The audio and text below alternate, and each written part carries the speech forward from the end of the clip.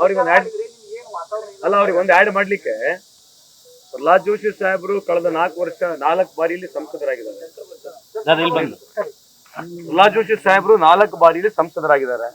ಅವ್ರು ಯಾರ ಮಕ್ಕ ನೋಡಿ ಓಟ್ ಕೇಳ್ತಾ ಇದಾರೆ? ಗ್ರಾಮ ಪಂಚಾಯತಿಗೂ ನರೇಂದ್ರ ಮೋದಿ ನೋಡಿ ಅಂತ ಹೇಳ್ತಾರೆ, ತಾಲೂಕ್ ಪಂಚಾಯತಿಗೆ ನರೇಂದ್ರ ಮೋದಿ ನೋಡಿ ಅಂತ ಹೇಳ್ತಾರೆ, ಜಿಲ್ಲಾ ಪಂಚಾಯತಿಗೆ ಅಷ್ಟೇ, ಅಸೆಂಬ್ಲಿಗೆ ಅಷ್ಟೇ, ಪಾರ್ಲಿಮೆಂಟ್ಗೂ ಅಷ್ಟೇ. ನಮ್ ಕ್ಯಾಂಡಿಡೇಟ್ ಇನ್ನ ಬೆಟರ್ ಅಲ್ಲ, ಫಾರ್ ಬೆಟರ್ ಅಲ್ಲ. ನಮ್ ಕ್ಯಾಂಡಿಡೇಟ್ ಇನ್ನ ಫಾರ್ ಬೆಟರ್ ಅಲ್ಲ. We are going with our candidate face and as well as Congress. BJP ಅವರು ಬಿಜೆಪಿ ಸಿಂಬಲ್ ಮರ್ತ್ಬಿಟ್ಟಿದ್ದಾರೆ, ವಾಜಪೇಯಿ ಮರ್ತ್ಬಿಟ್ಟಿದ್ದಾರೆ, ಅಡ್ವಾಣಿಗೆ ಮರ್ತ್ಬಿಟ್ಟಿದ್ದಾರೆ. ಈ ತರ ಉದಾಹರಣೆಗಳು ಬಹಳ ಇದಾವೆ. I think this are the questions you should pose them. ಅಲ್ಲ ಇರ್ಲಿ, ಈಗ 3 ಲಕ್ಷದಲ್ಲಿ ಗೆಲ್ತಾರೋ ಅಲ್ಲಿ 3 ಲಕ್ಷದಲ್ಲಿ ಗೆದ್ರು ಕೂಡ ಪಾರ್ಲಿಮೆಂಟ್ ನಾಗ ಒಂದೇ ಕುರ್ಚಿ, 1 ಓಟ ಗೆದ್ರು ಕೂಡ ಪಾರ್ಲಿಮೆಂಟ್ ನಾಗ ಒಂದೇ ಕುರ್ಚಿ. ನಾವು 1 ಓಟ ಗೆದ್ದು ಖಂಡಿತವಾಗಿ ಹೋಗ್ತೀವಿ ಅಂತ ಈ ಸಂದರ್ಭಕ್ಕೆ ಹೇಳಲಿಕ್ಕೆ ಇಚ್ಛೆ ಬಯಸ್ತೀವಿ. ಇಲ್ಲ, ಇವತ್ತಿನ ದಿವಸ ನಮ್ಮ ಪಕ್ಷದ ಮೇಲೆ ಬಹಳ ಹೆಮ್ಮೆ ಮತ್ತು ಪಕ್ಷದ ಹರ್ಷಗಳಿಂದ ಯುವ ಕಾಂಗ್ರೆಸ್ ಸಂಘಟನೆಯಲ್ಲಿ ಕೂಡ ನಾನು ಭಾಗಿಯಾಗಿದ್ದೆ. 2018ರಲ್ಲಿ ಕೂಡ ನಂಗೆ ಪಕ್ಷ ಒಂದು ಅವಕಾಶವನ್ನು ಮಾಡಿಕೊಟ್ಟಿತ್ತು. ನನ್ನ ಈ ಸಲ ಮತ್ತೆ ಗುರುತಿಸಿ ಲೋಕಸಭೆಯಲ್ಲಿ ಒಂದು ಸ್ಪರ್ಧೆ ಮಾಡ್ಲಿಕ್ಕೆ ಕೂಡ ಎಲ್ಲರ ಹಿರಿಯರ ಸಮ್ಮುಖದಲ್ಲಿ ಒಂದು ಅವಕಾಶವನ್ನು ಕೂಡ ಮಾಡಿಕೊಟ್ಟಿದ್ದೆ. ಬಹಳ ಹೆಮ್ಮೆ ಬರುತ್ತೆ. ಎಲ್ಲಾ ಸರ್ವೆಗಳಲ್ಲಿ ಕಾಂಗ್ರೆಸ್ ಪಕ್ಷಕ್ಕೆ ಹಿನ್ನಡೆ ಆಗಿದೆ, ಅದೇ ಪ್ರಹ್ಲಾದ್ ಜೋಶಿ ಅವರು ಸರ್ವೆ ಬಗ್ಗೆ ಮಾತನಾಡಬಹುದು ಅಲ್ವಾ? ಈ ದೇಶದ 10 ವರ್ಷದಲ್ಲಿ ಏನಾಗಿದೆ, ಈ ದೇಶ ಯಾವ ಮಟ್ಟಕ್ಕೆ ಪ್ರಗತಿ ಹೋಗಿದೆ. ಸಂತೋಷ್ ಲಾಡಿಗೆ ಅವ್ರು ಕೇಳಿದೀನಿ ಕೆಲವು ಭಾಷಣಗಳು.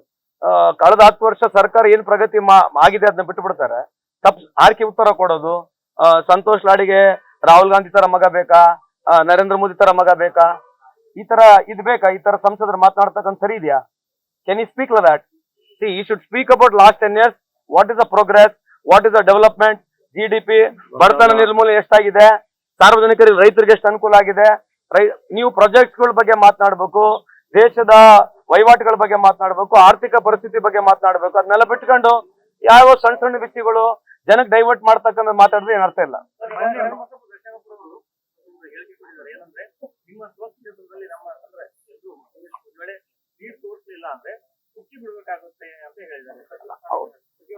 ಅವ್ರು ಹೇಳಿರ್ತಕ್ಕಂಥದಕ್ಕೆ ನಾವು ಈಗ ಪ್ರತಿಕ್ರಿಯೆ ಕೊಡಕ್ ಬರಲ್ಲ. ಯಾಕಂದ್ರೆ ಅವರು ಯಾವ ರೆಫರೆನ್ಸ್ ನಲ್ಲಿ, ಯಾವ ಕಾಂಟೆಕ್ಸ್ಟ್ ನಲ್ಲಿ ಯಾವ ಮಾತು ಹೇಳಿರ್ತಾರೆ ಗೊತ್ತಿಲ್ಲ.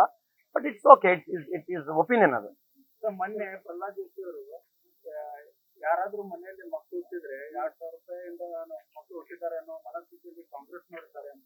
ಅಲ್ಲ, ಅವ್ರ ಮನಸ್ಥಿತಿ ಅದು. ಈಗ ಏನಾಗುತ್ತೆ, ಈಗ ಮತ್ತೆ 80 kg ಜನಕ್ಕೆ ಅಕ್ಕಿ ಕೊಡಕತ್ತಲ್ಲ, ಅದ್ರ ಬಗ್ಗೆ ಏನ್ ಮಾತಾಡ್ತಾರಂತೆ? ಅವ್ರ ಏನ್ ಮಾಡ್ತಾರೆ ಗೊತ್ತಾ? ಕತೆ ಕಟ್ತಾರೆ.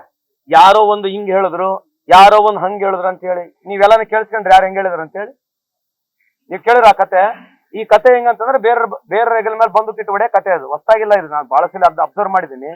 ನೀವು ಅದನ್ನೆಲ್ಲ ಬಿಡ್ರಿ, ನಿಮ್ ಕತೆ 10 ವರ್ಷದ ಹೇಳ್ರಿ. ಇದು no, this are all very small tricks which you wants to play and get away with things. ಅದ್ ನೆಸಿಟಿ ಇದೆಯಾ ಇವತ್ತು? ಅದ್ ನೆಸಿಟಿ ಇದೆಯಾ ಇವತ್ತು? 26 ಕೋಟಿ ಜನಕ್ಕೆ ನೀವು 26 ಕೋಟಿ ಜನಕ್ಕೆ ನರೇಗಾದ ಕೆಲಸ ಮಾಡಕ್ ಕೊಟ್ಟಿಲ್ಲ. ಇದ್ರ ಬಗ್ಗೆ ಉತ್ತರ ಕೊಡ್ತೀರಾ? ಯಾವ್ದು ನರೇಗಾನ ಮುಚ್ಚಿಬಿಡ್ತೀವಿ, ನರೇಗಾ ಜನರಿಗೆ ಬರೇ ಚೆಕ್ ತೋಡಕ್ ಇಟ್ಕೊಂತ ಹೇಳ್ತಿದ್ದ ನರೇಂದ್ರ ಮೋದಿ ಸಾಹೇಬ್ರು. ಈಗ ಅದ್ರ ಬಗ್ಗೆ ಚರ್ಚೆ ಮಾಡೋಣ. ನೋಡ್ರಿ, ಮೂಲಭೂತ ಇಶ್ಯೂಗಳ ಬಗ್ಗೆ ಚರ್ಚೆ ಮಾಡ್ಲಿಕ್ಕೆ ನಾವು ರೆಡಿ ಇದೀವಿ. ಸುಮ್ನೆ ಆರ್ಕಿ ಉತ್ತರ ಕೊಡೋದು ಈ ತರ ಯಾರು ಹೇಳಿದ್ರು ಪಾರ್ಲಿಮೆಂಟ್ ನಾಗೆ, ಮತ್ತೆ ಆತರ ಹೇಳಿದ್ರೆ ನೀವು ಅವ್ರಿಗೆ ಯಾಕೆ ಬೈಕೌಟ್ ಮಾಡ್ಲಿಲ್ಲ? ನೀವು ಅವ್ರಿಗೆ ಯಾಕೆ ಹಂಗ ಆ ರೀತಿ ಮಾತಾಡಕ್ ಬಿಟ್ರಿ? ಮತ್ತೆ if somebody speaking like that, is it right? ಅವ್ರ ಮೊದ್ಲು ಅದನ್ನ ಸಮರ್ಥನೆ ಮಾಡ್ಕೊಂತಾರ ಅಂತ ಅರ್ಥನಾ? ಯಾರೋ ಒಬ್ರು ಈ ರೀತಿ ಮಾತಾಡಿದ್ರೆ ಯಾರು ಮಾತಾಡ್ತಾರೆ ಡೀಟೇಲ್ಸ್ ಕೊಡ್ಬೇಕಲ್ವಾ? ಸುಮ್ನೆ ನೀವು ಅದನ್ನ ದಯವಿಟ್ಟು ಕೇಳಿ, ಯಾರು ಹೇಳಿದ್ದಾರೆ, ನಿಮ್ ಪಕ್ಷದ ಅದ್ರ ಬಗ್ಗೆ ಏನ್ ಅಭಿಪ್ರಾಯ ಇದೆ? If somebody speaking like that, what is the stand of the BJP? And he being a central government minister, what is his stand? How can he speak in public like that and get away with it?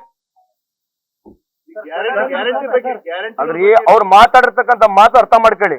Guarantee ಕೊಟ್ಟಿದ್ದೀವಿ, guarantee ಕೊಟ್ಟ ತಕ್ಷಣ ನಾವು ಅವ್ರ ಮಕ್ಕಳು ಹುಟ್ಟಿದ್ರು ಕೂಡ ಈ ತರ ಮಾತಾಡಿರ್ತಕ್ಕಂಥ ರೆಫರೆನ್ಸ್ ಇದೆ. I am right or wrong? ಬ್ಯಾಟಿ ಅವ್ರೆ, ಮತ್ತೆ ರಾಂಗ್ ಅಲ್ವಾ ಅದು? ಆ ತರ ಯಾರೇ ಮಾತಾಡಿದ್ರೆ ಇವ್ರ ಸ್ಟ್ಯಾಂಡ್ ಏನಂತ? ಮತ್ತೆ ಇವ್ರ ಸ್ಟ್ಯಾಂಡ್ ಏನಂತ ಹಿಂಗ್ ಹೇಳಕತ್ತಾರಲ್ಲ ಬಂದ್ ಪಬ್ಲಿಕ್ ನಲ್ಲಿ. ನಾವಂತ ಯಾವತ್ತು ಕೇಳಿಲ್ಲ, ಯಾರು ಹೇಳಿದ್ದು ಎಲ್ಲಿ ಪಾರ್ಲಿಮೆಂಟ್ ನ ಮಾತಾಡಿದ್ ನಾವು ಕೇಳಿಲ್ಲ.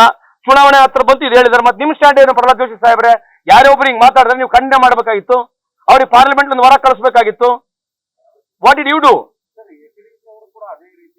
ಯಾರು ನೋಡ್ರಿ, ನಿನ್ನೆ ಕುಮಾರಸ್ವಾಮಿ ಹೇಳಿರ್ತಕ್ಕಂಥ ನಾನು ಕೇಳಿಸ್ಕೊಂಡಿದ್ದೇನೆ.